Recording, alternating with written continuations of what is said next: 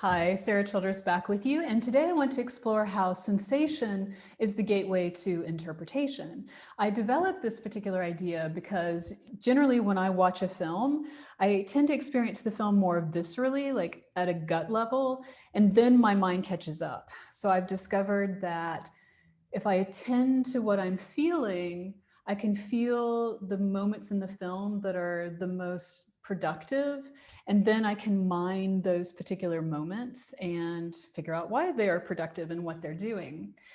The other thing that sensation clues me into is not only the interpretively relevant places, but also how film is one of the most powerful empathy creating machines ever made. And that for me is one of film's powers. I mean, film has a lot of different power, but its ability to not only, I mean, to use its medium, to use the tools and techniques to share story details, but also if you think about it, to share story details and also to prompt us to feel things, emotions, but then also feelings, sensations. And not only that, through aligning our sensations and feelings with character sensations and feelings to promote empathy between us and characters, giving us an opportunity to experience experiences and experience the world through another perspective and another viewpoint.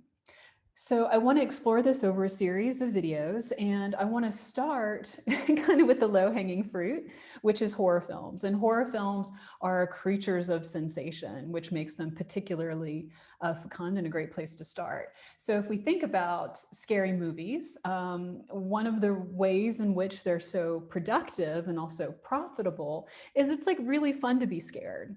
You know, when we go to a horror film, we know we're going to experience a lot of negative emotions, but we're also going to come out of it okay. You know, we're going to be able to leave the theater and get on with our lives. So as a result, horror films can be really cathartic. You know, we can go through some bad stuff, we can experience it, we can purge ourselves of it, and then we can leave and everything's going to go back to normal, per se. Another reason I really like horror films is they explore fear and anxiety. I mean, not only giving us a chance to think about why is the character scared, but also why are we scared? But in those kind of scary situations and the monsters that horror films create, they manifest emotions and anxieties that point to sort of larger context, because often those anxieties and those fears and those monsters are manifestations of social ills or things that are kind of in the zeitgeist, like negative social emotion. So in a way, when we think about the personal as political, I mean, horror monsters and horror films are kind of a literalization of that. It's like, what are we as a people, we as a nation, we as, you know, whatever collective you want to put in, like what are we afraid of? What are we worried about right now? And so we can see a literalization and manifestation of that in horror films. So it makes them very rich. The other thing is, again, often, you know, characters are scared and we're scared. So that there's that kind of perfect one-to-one alignment that makes the empathy that I'm talking about just a little more tangible and a little more explicit, which is why I want to start here too. So I've chosen a clip from the 2017 version of It, directed by Andy Muschietti. I think that's how you pronounce his name. But I love this clip. I mean, the movie's fantastic, but I love this clip because, or the scene, I should say, because it's such a demonstration of real craft. I mean, it's such a well-made scene. I mean, every moment is doing something. It's very economical and it's very productive. So it's a great clip to analyze. And it's doing a lot of work, and it's doing a lot of work in the sensation level, but also in the thematic level, because this film's sensations are very meaningful. Like everything that you feel and the things that you're experiencing are there for a reason. So you may, if you've seen the film, you know, it's very much interested in exploring childhood trauma and the way childhood traumas continue to haunt individuals long after those initial traumatic moments occur. So in this particular clip, we're going to see Stan and his father, And from the very beginning, we can see how Stan's father makes him feel trapped and diminished.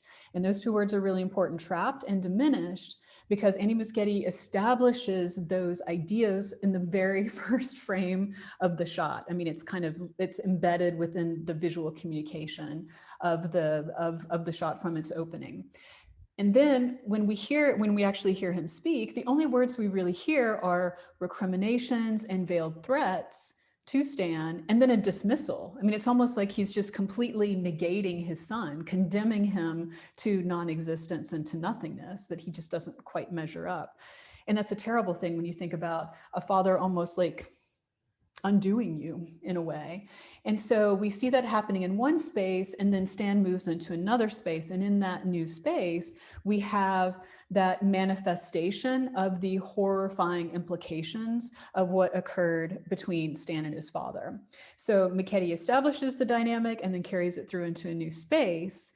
And the threat becomes literally manifested in the film's visuals, and our ability to, along with Stan, feel the implications of that trauma and its burden allows us to align our own perspectives and our own experiences with Stan, so that we come to understand a little more what he's going through and can empathize with him, not just sympathize with him, but empathize with him.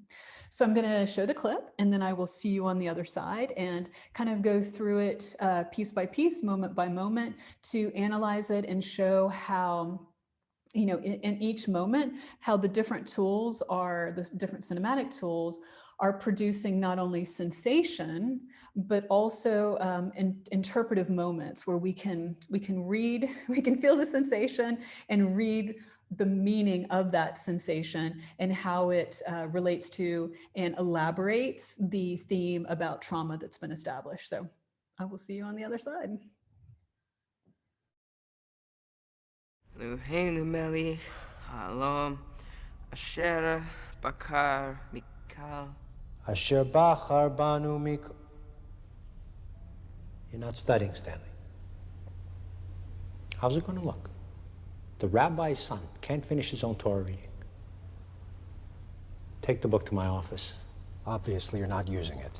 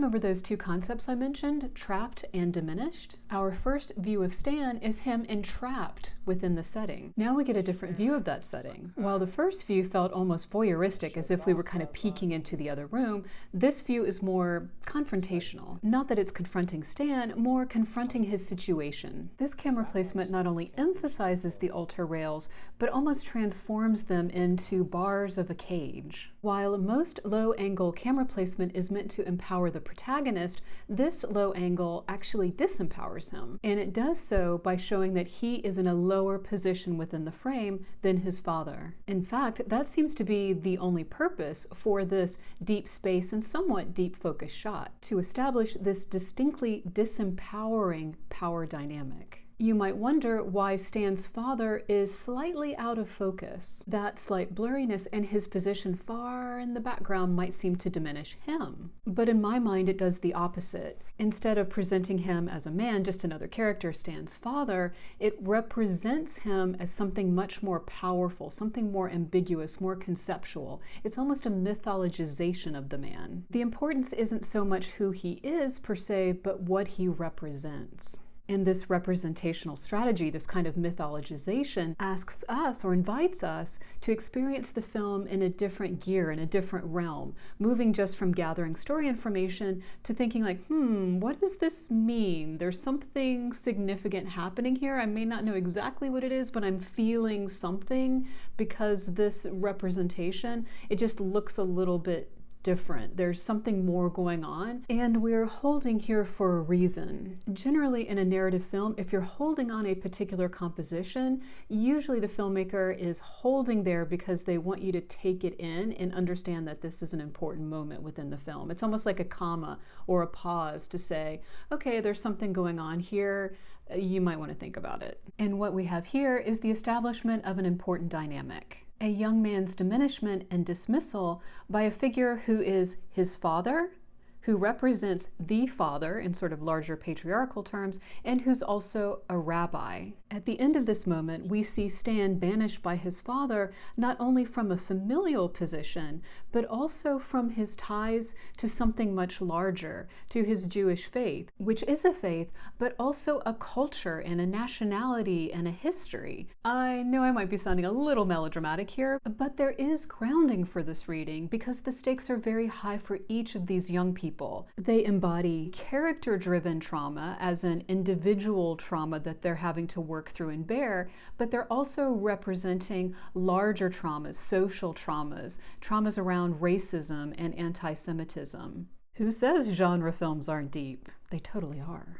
Here, Stan enters a new but connected space, connected by a left-to-right camera pan and more voyeuristic view that we saw earlier. Also, similarly, we move to a more confrontational view where the camera placement is in front of Stan. The camera almost seems to impede his progress, and the medium close-up brings us almost uncomfortably close. I want to go back for just a second to focus on lighting. Stan enters in darkness, but soon walks into light. However, he stops in a kind of eclipsed semi-darkness. This semi-darkness works on both a genre and a thematic level. Stan is averting his eyes from something that frightens him, and the semi-darkness obscures our vision, our eyes, so we also can't see it. This builds suspense, what could it be? But it also aligns our perception and our experience with Stan's. And as Stan turns away from the light, his face becomes even more obscured. And here's where the thematic level kicks in. He's been sent into the darkness, and we see him turning towards it,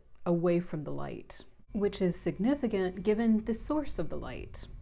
We now see a medium close-up of the painting. This medium close-up echoes the medium close-up of Stan we saw in the shot just before. And though it may not be a perfect perspectival eyeline match, because it doesn't seem that Stan would quite be that close to the painting, it nevertheless is meant to approximate Stan's view of the painting, which gives us a slightly better view of the painting. We return to the shot we had just seen, but now a new thought might enter our mind. Could this be another eyeline POV shot?